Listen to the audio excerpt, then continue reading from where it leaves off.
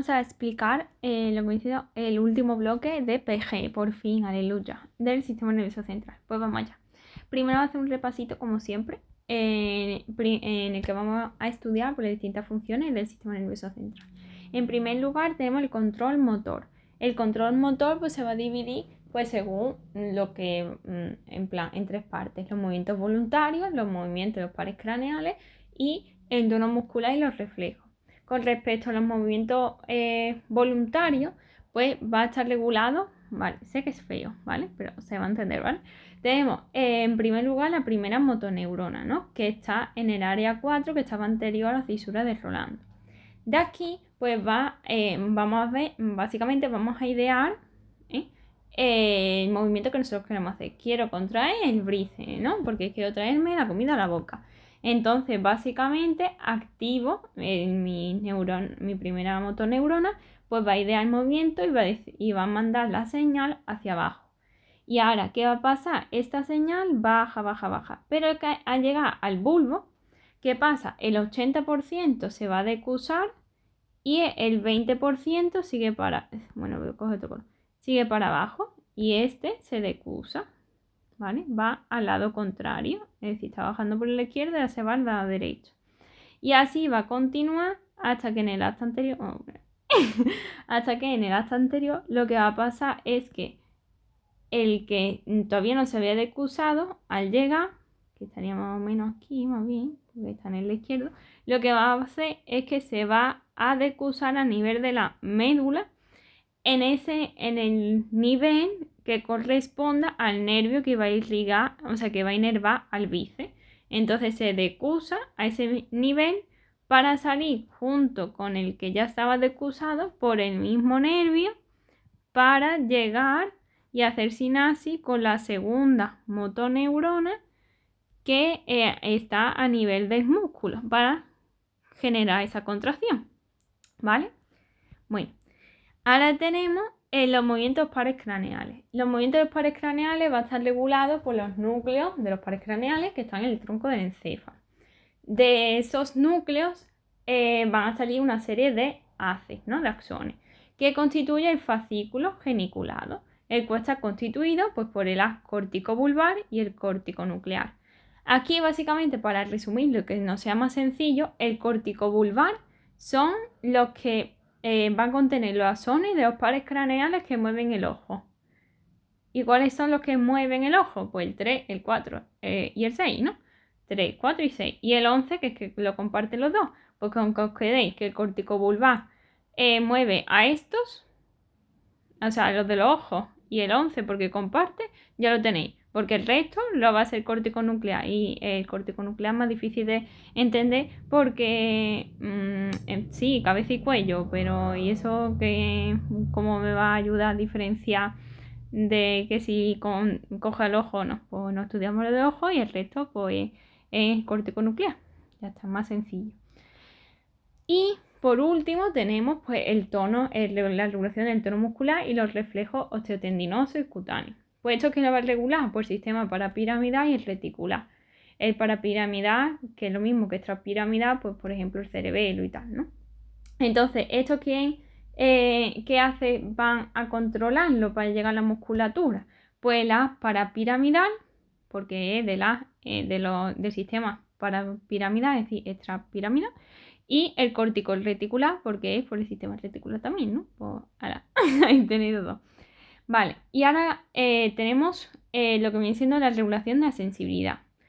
Es decir, de la propiocepción, del tacto epicrítico, el protopático, etc. Entonces, la sensibilidad del tronco y las extremidades, ¿cómo va a estar regulada?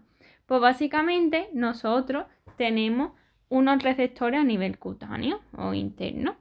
Y entonces la sensibilidad, cómo funciona, era que nosotros le damos un estímulo, esto lo capta el receptor o el axón terminal, en el caso de la nociceptiva, que no tenía ningún receptor y estaban expuestos al aire, como no tienen protección, pues les duele todo lo que le toque, pues, ¿qué pasa? Se activa y entonces va a activar al axón de la neurona sensitiva. Entonces la información va avanzando y llega al ganglio raquídeo, continúa, ¿no? Hasta que llega básicamente a la neurona del asta posterior. Allí a la sinapsis y mandará la información hacia arriba. ¿Cómo lo va a enviar? Pues bien, va a subir por el asta posterior, como hemos dicho aquí, y lo que va a hacer es que se decusa a nivel medular para subir, y entonces coger lo que viene siendo el haz medular anterior, porque en este caso lo que hace es que tira para acá y ahora sube por ahí, bueno, como por fuera, ¿no?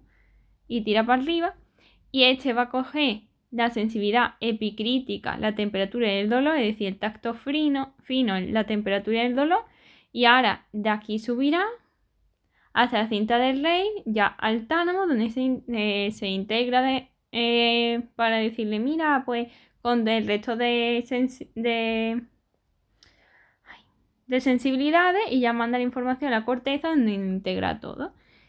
Ese es lo que viene siendo el tacto epicrítico. Pues nosotros sabemos que estaba el protopático y el profundo, y ¿qué es lo que hace? Pues en vez de ir por el asta posterior, va a coger el núcleo de Gol y de Burdach, también se decusará en la médula, y ahora en vez de subir por el anterior, sube por el posterior, por detrás. Y por los cordones posteriores, pues entonces me va a llevar a la sensibilidad protopática y profunda. Entonces sube por el asta posterior, o sea, por el haz corticoespinal posterior. Y igual que el anterior, lo que va a pasar es que se juntan las cintas la cinta del rey, básicamente, y se van al tálamo para que procese todo, donde llega toda la información sensitiva, y de ahí pues lo manda a corteza para que lo integre todo y dé un sentido a lo que está llegando. Vale, pero ahora ¿qué pasa? Con respecto a la cabeza y la cara, pues esto va a ser controlado pues, por el nervio trigémino, el cual pues tenía su propio ganglio sensitivo, que era el ganglio de Gases. Una vez que llega ahí, va a coger dos vías, igual que hemos visto aquí, una para la epicrítica y otra para la protopática. Para la epicrítica con la temperatura del dolor, pues irá por el núcleo sensitivo del tercer par, que este básicamente del ganglio de base directamente se va por la cápsula interna y llega a la corteza sensitiva, mientras que el núcleo espinal está como más bajo, ¿no?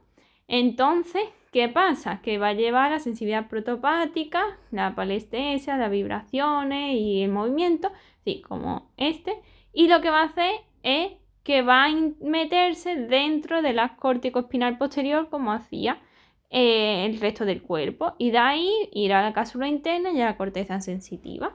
Es decir, que el sensitivo, temperatura, dolor epicrítico directamente se va hacia la corteza, la cápsula interna corteza. ¿Por qué? Porque esta información la necesito ya, porque si tengo un dolor, un aumento de temperatura, lo que sea, eso es peligroso, ¿no? Porque me está detectando o que me estoy congelando o que me estoy quemando, y aquí que me duele algo porque hay una lesión o lo que sea, quiero que la información llegue rápido, por eso no da tantas vueltas. Mientras que en la espina, pues como está mi cuerpo y tal, que si me vibra, no sé qué, no sé cuánto, pues es menos importante, ¿no? Pues entonces, por eso da más vueltas, ¿vale? Y ahora vamos a ver las distintas conexiones neuronales.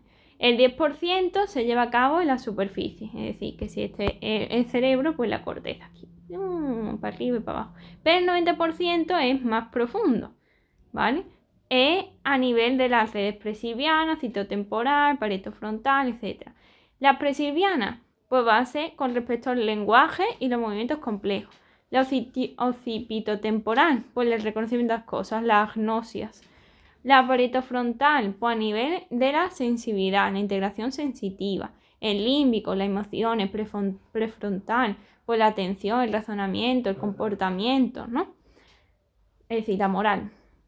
Después vamos a tener lo que me diciendo las distintas funciones para que nosotros lo tengamos en cuenta. Entonces, la primera y segunda motoneurona, igual que los músculos, pues ¿qué es lo que hace? Pues básicamente mover la musculatura voluntaria. Por tanto, si esta falla, pues tendré una paresia o una aplegia, es decir, debilidad muscular o que no tenga movimiento. También puede haber una hiperplejía, es decir, que no tenga la musculatura demasiado estimulada, tónica, ¿vale? Por otro lado, tenemos el cerebelo, el sistema vestibular y la propiocepción. ¿Esto qué hace? Pues regular el movimiento, es decir, coordinarlo. Y entonces, si se ve alterado, pues vemos las atasias, es decir, las pérdidas de equilibrio y tal, las marchas así raras. El sistema extrapiramidal, que van a ser los ganglios de la base, ¿qué van a hacer? Regular la velocidad del movimiento. Si se va alterado, pues tenemos bradicinesia o hipercinesia, que ya esto después lo vamos a ampliar poco a poco, ¿no? Y después tenemos la corteza cerebral, que ¿qué es lo que hace? Pues aprendizaje de los movimientos y controlar los movimientos complejos, es decir, aprendizaje de nuevos movimientos, apraxias. Si esto se ve alterado, pues solamente podré hacer los movimientos que ya tengo aprendido porque se almacenaban, si no recuerdo mal, creo que en el bulo como que dejaban una marquita y nosotros pues ya directamente decimos esto ya aprendido y se hace de forma automática. Si yo quiero aprender algo nuevo y tengo la corteza cerebral dañada, pues ya no puedo, porque no puedo mi neurona pues aprender de nuevo porque está muerta, ¿vale? Bueno, pues vamos con las alteraciones de la corteza cerebral. Vamos a verlo a nivel motor, sensitiva y a nivel pues del habla. Con respecto a, porque hay más, pero sinceramente, en plan, no hay nada que explicar, ¿sabes? Entonces, pues esto es lo que vamos a explicar, ya está. Porque, por ejemplo, que sé si en la frontal, pues entonces, en la prefrontal, como hemos visto antes, pues entonces se pierde el control en plan de su moralidad y de su comportamiento y patatín patatán, que después la vamos a ver igualmente. Así que lo mejor lo dejo para un momento posterior y no lo meto aquí, que es como más general, ¿vale? Después ya nos meteremos en cosas específicas. Entonces, con respecto a la alteración de la corteza cerebral, pues tenemos a nivel motora, ¿qué puede pasar? Que se lesione ese haz corticoespinal, es decir, el piramidal que hemos visto hace 2 segundos. Entonces, si se lesiona ese haz, ¿qué pasa? Pues que como enviaba la información para el movimiento de ese músculo, pues ¿qué va a pasar? Que va a producirse una lesión, una monoplegia de ese único miembro total o distal, es decir, de todo el miembro en concreto o a lo mejor de la punta de los dedos o lo que vaya a inervar. ¿Qué puede verse lesionado también? El fascículo geniculado, como habíamos dicho antes, dando lugar a ¿qué? Pues paresia o plejía faciales, porque recordemos que esta era del cual salían los haces, constituían los haces que salían de los núcleos de los pares craneales. Que si se lesiona el área de Broca, pues una fascia motora, que ahora vamos a ver los tipos de afasia.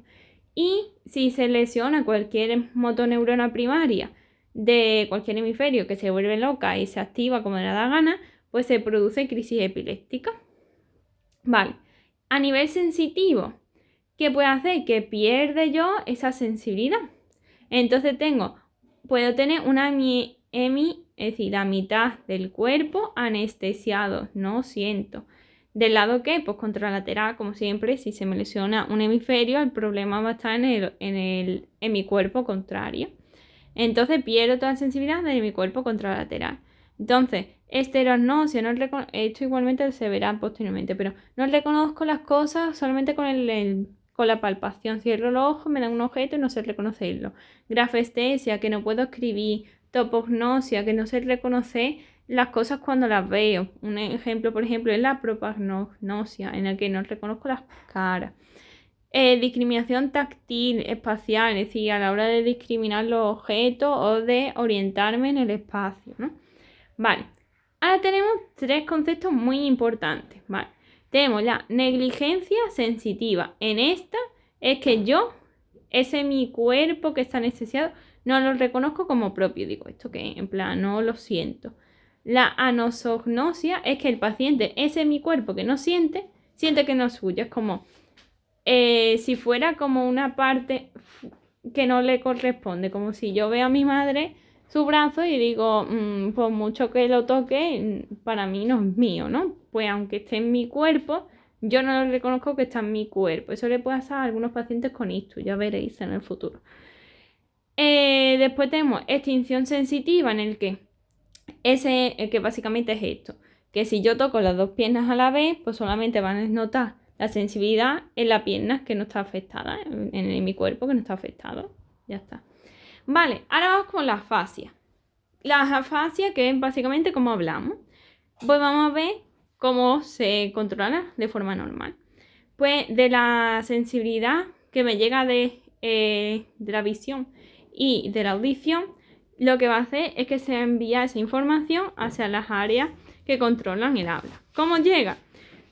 Pues el área visual que estaba a nivel occipital va a coger por la circunvolución angular y se va hacia el área de Wernicke, mientras que el área auditiva que está a nivel temporal, que básicamente el área de Broca está tal que aquí y el de Wernicke está un poco aquí, el área visual estaría aquí detrás y la auditiva aquí, pues es normal que la auditiva que está más lejos, pues que coja un camino intermedio que será la circunvolución angular para llegar hasta aquí, mientras que esta pues directamente llega, ¿no? Que sería la auditiva.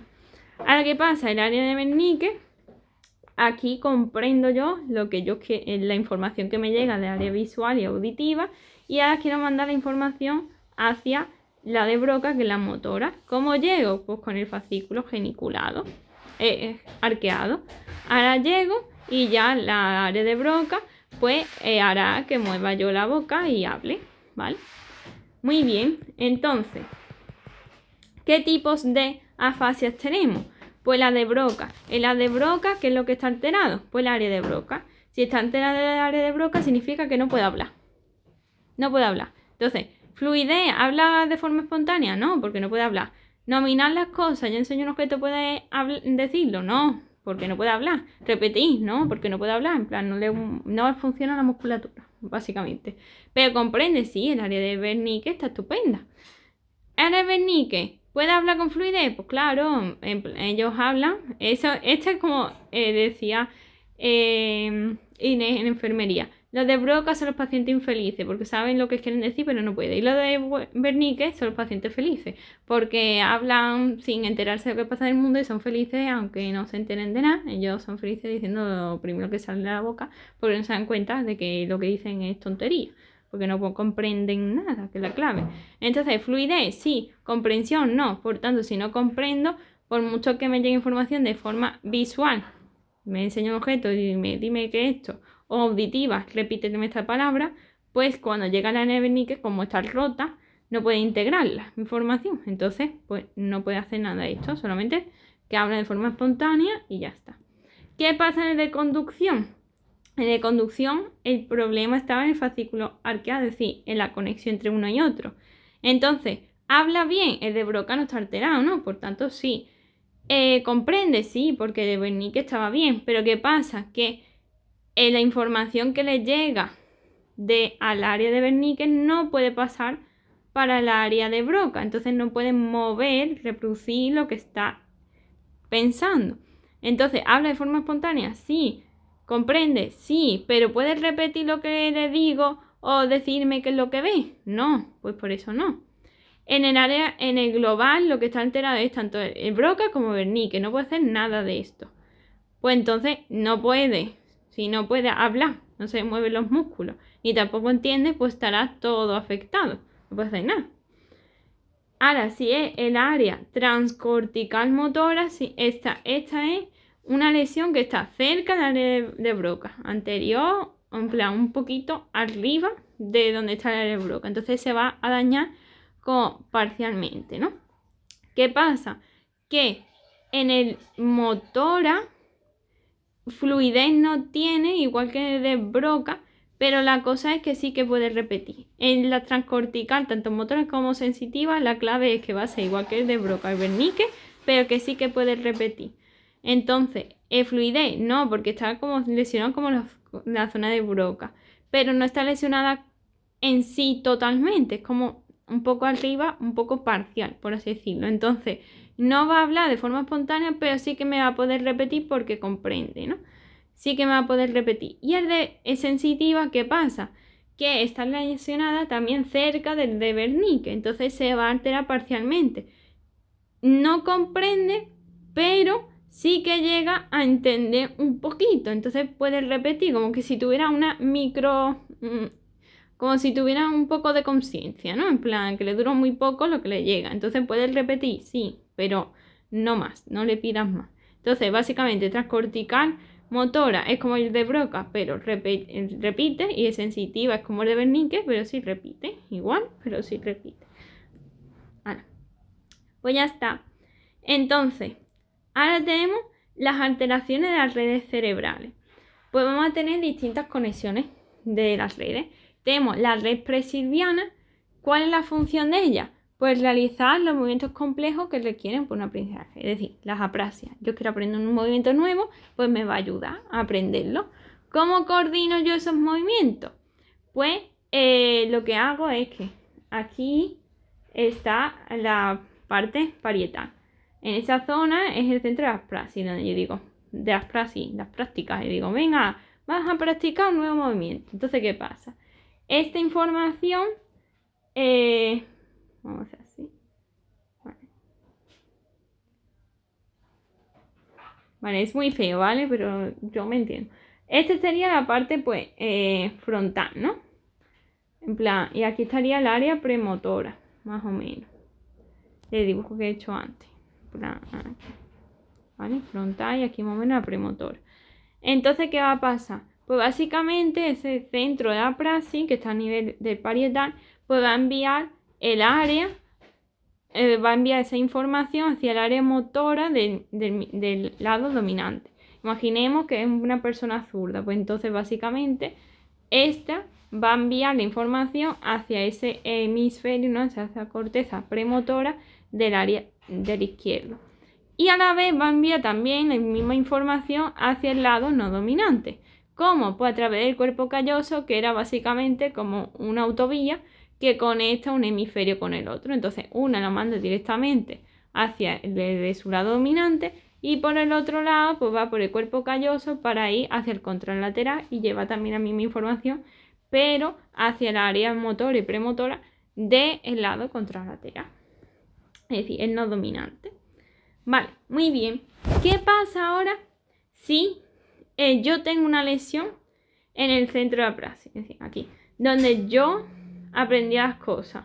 Pues que no voy a poder hacer nada de lo que yo estaba haciendo. Ni en el lado dominante ni en el no dominante. No llega nada de información. Todo esto está bloqueado.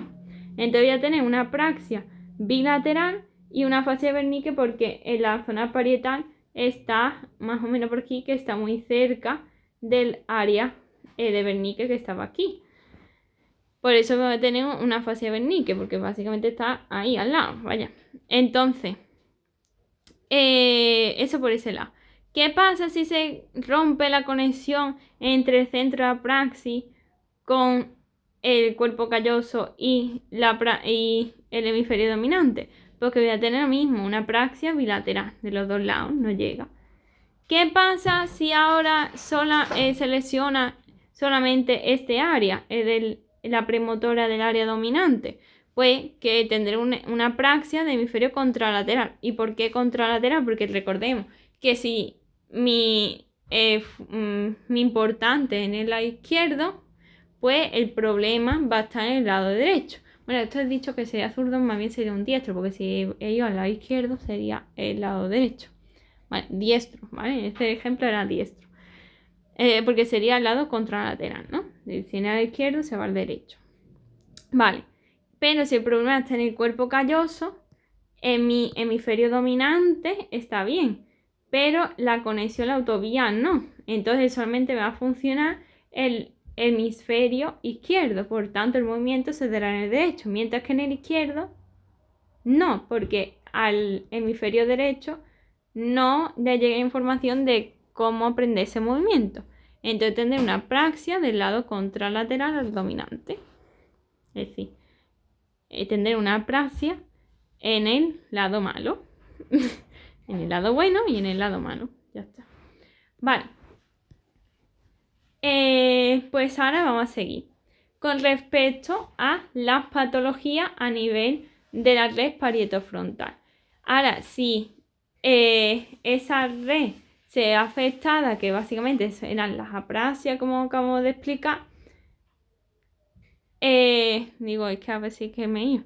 ¿Qué más vamos a tener? Pues básicamente vamos a tener las aprasias de vestirse y de construcción. De vestirse significa que no puedo aprender a cómo vestirme porque se han roto todas las conexiones y ahora se tienen que crear. Ya no sé vestirme.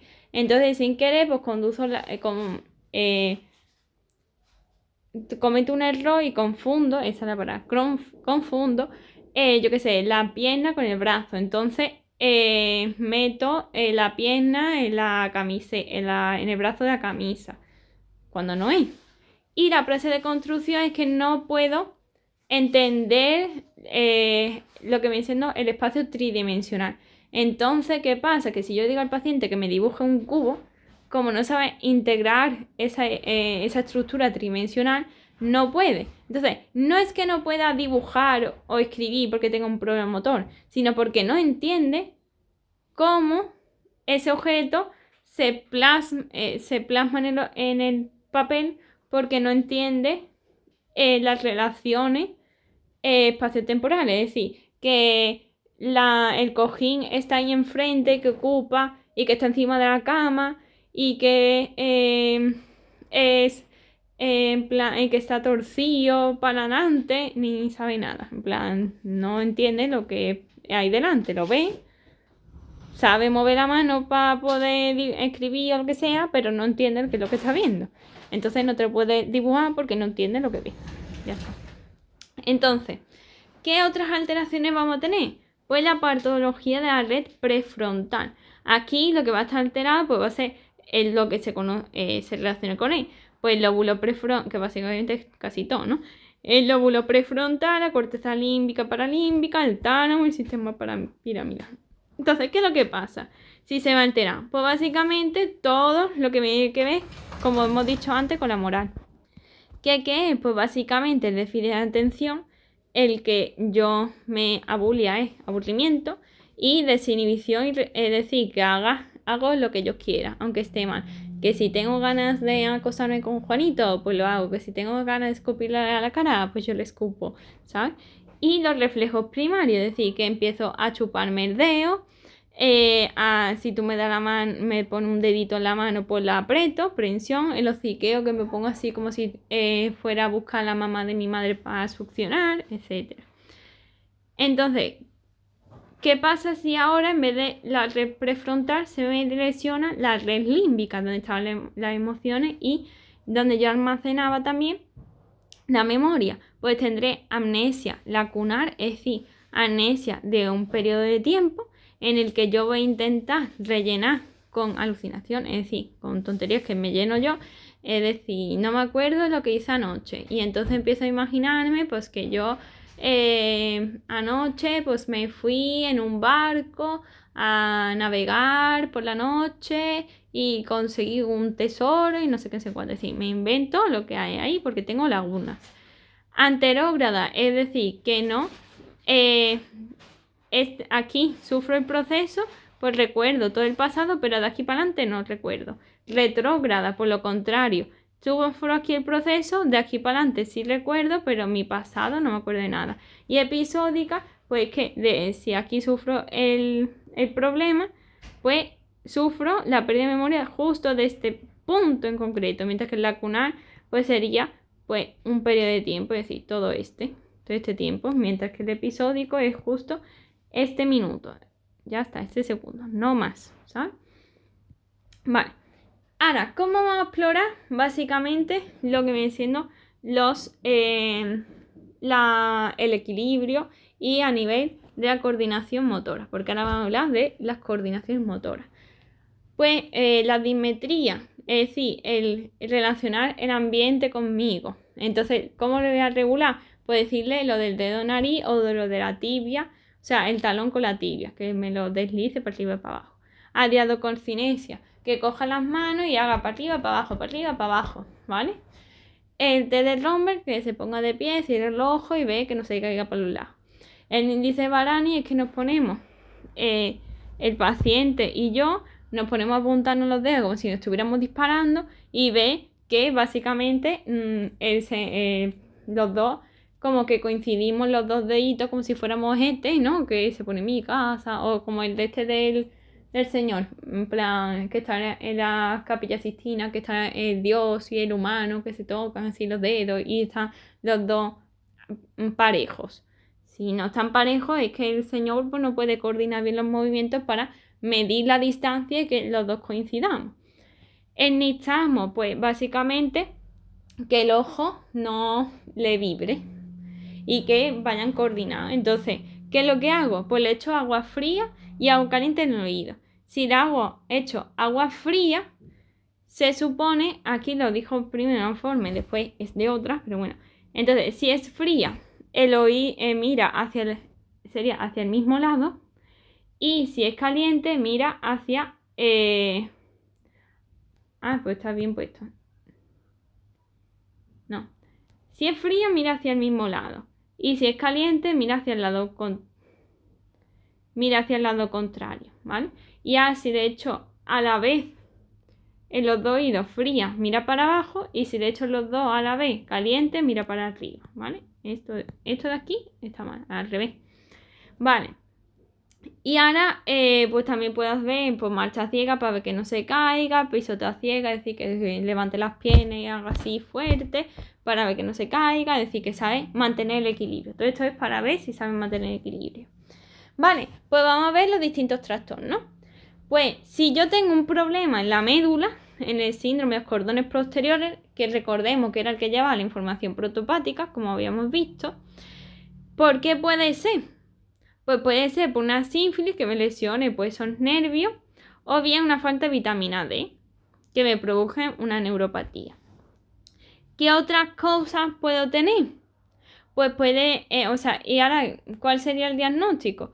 Pues como no me llega la sensibilidad protopática, que básicamente es lo que la protopática es la propioceptiva, que es la más importante, que es la que me dice cómo está mi cuerpo, la posición de mi cuerpo en el espacio, pues entonces no puedo calcular nada y perder el equilibrio. Entonces, dimetría, no puedo calcular la distancia de mi movimiento porque no sé dónde está mi brazo. Tendré un rombe positivo, me caeré porque no sé cómo está mi cuerpo. Y marcha tabética, es decir, que voy andando como un pato mareado, básicamente. Y que voy presionando así como muy fuerte al suelo para sentir como algo, ¿no? Aunque sea con la vibración. Vale, ahora tenemos el síndrome cerebeloso. El cerebelo pues también pues, va a regular, como hemos dicho, la metría, la coordinación motora, el equilibrio y todo eso. Entonces, ¿qué puede lesionarlo? Pues tumores, atrofia del cerebro por una enfermedad neurodegenerativa, pues por un ictus, etc. Entonces, ¿qué parte del cerebro tenemos? Pues tenemos el arquicerebelo, es decir, el más antiguo, el paleocerebelo intermedio y el neocerebelo, pues nuevo. El arquicerebelo pues está en el lóbulo floculonodular. El paracerebelo, paleocerebelo pues está en el lóbulo anterior y en la úvula del lóbulo posterior. Y el neocerebelo pues la parte anterior del lóbulo posterior. Bueno, eso da igual. Lo importante, el arquicerebelo, ¿qué es lo que hace? Pues cosas pues, muy primitivas, es decir, regular el equilibrio y los movimientos del ojo. Entonces, ¿qué va a llegar? Pues tiene que llegar información que me sirva para esto. ¿Qué será? Pues aferencias vestibulares, es decir, del sistema vestibular del oído y la posición de la cabeza, pues yo saber dónde estoy, ¿no? En mi cabeza. Entonces, si esto se ve lesionado, nistagmo, me vibra el ojo porque no puedo controlar los movimientos oculares y ataxia estática. Me caigo incluso estando sentadita, tranquilita, porque no me llega información de dónde está la posición de mi cabeza. ¿Qué ocurre si se lesiona el paleocerebelo? Que regula el tono de la musculatura, la postura y la marcha. ¿Qué pasa? Pues que básicamente llega la información de esos receptores, de esos propios receptores, ¿vale? Y de los reflejos tendinosos, que vienen a ser los propios receptores.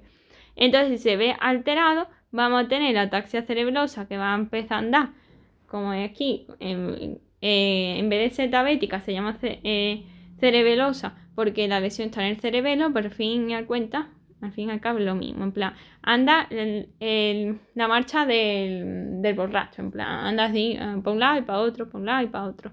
¿Y qué pasa? Pues que como no le llega información correctamente, pues va a tener hipotonía y el ROT pendular, es decir, que yo cuando le haga el reflejo osteotendinoso, por ejemplo, el de la rodilla, me estira la rodilla con una fuerza normal, pero se pone para adelante, para atrás, como un péndulo, para adelante, para atrás, cada vez con menos fuerza, pero en vez de dar solamente un movimiento, hace varios, hace uno normal y después poco a poco menos fuerza e intensidad, pero para adelante, para atrás, para adelante, para atrás, para adelante, para atrás y ya está, ¿no? Y ahora el neocerebelo, que lo que hace, pues, es una función más superior todavía, que básicamente es medir la distancia y coordinar los movimientos. ¿Quién regula? Pues todo lo que se va a conectar con el tronco del encéfalo, ¿no? Y la corteza, entonces será la red córtico-póntico-cerebelosa, córtico-olivo-cerebelosa y cortículo-retículo-cerebelosa. Básicamente con la estructura del tronco del encéfalo. Ya está, así queda más sencillo para toda la familia. Entonces, como he dicho, la metría y la coordinación, pues entonces tendremos dismetría, no puedo medir las cosas, adiadococinesia, que era lo de un lado para otro, que vuelte la palma y la vuelva a poner en su sitio. Como no puede coordinarlo, pues no lo va a hacer correctamente y que no puede coordinar movimientos tampoco de la boca, entonces disartia, lenguaje escándido, sí, que dice lo que le da gana y que le cuesta. Y el temblor intencional, que cuando va a moverse, como no puede medir bien ni puede controlar el movimiento, cuando está quieto no hay ningún problema, pero cuando se va a mover, como no sabe medir los movimientos ni controlarlos, pues le vibra la mano. Ya está. Pero eso, cuando lo mueve, porque si no lo tiene que mover, pues no tiene que regular nada. En el momento que lo mueva, como no sabe medir los movimientos ni controlarlos, pues cuando tiembla, ¿vale? Que eso es importante para diferenciarlo del Parkinson, ¿vale? Bueno, pues tenemos el sistema vestibular. El sistema vestibular lo que va a regular pues es el equilibrio. Entonces, ¿dónde puede estar el problema? Pues puede estar el problema a nivel periférico, es decir, a nivel del nervio, a nivel del sistema estatoacústico. Entonces va a dar lugar a los vértigos típicos en plan de enfermedades. El vértigo de Meniere, que es el más importante. Pero puede haber otros, pero básicamente los que tienen nombre propio. Vale, ahora, ¿qué es lo que vamos a hacer? Si yo le hago el examen calórico, lo del oído, va a aparecer el nistagmo, en plan, no lo va a hacer correctamente, va a hacer lo contrario. El nistagmo va a ser horizontal y rotatorio.